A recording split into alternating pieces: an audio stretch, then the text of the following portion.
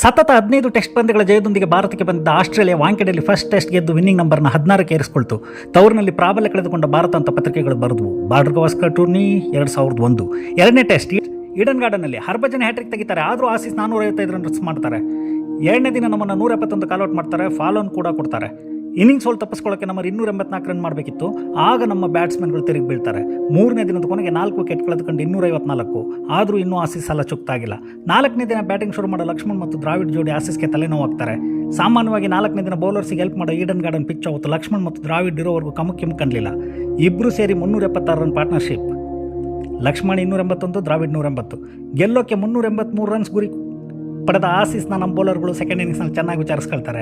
First ಇನ್ನಿಂಗ್ಸ್ನಲ್ಲಿ Bharat 171 ರನ್ನಿಗೆ all out ಮಾಡಿದ್ದ Australia ಆ ಮ್ಯಾಚಲ್ಲಿ ಕರೆಕ್ಟಾಗಿ 171 ರನ್ನಿಂದನೇ ಸೋಲ್ತಾರೆ.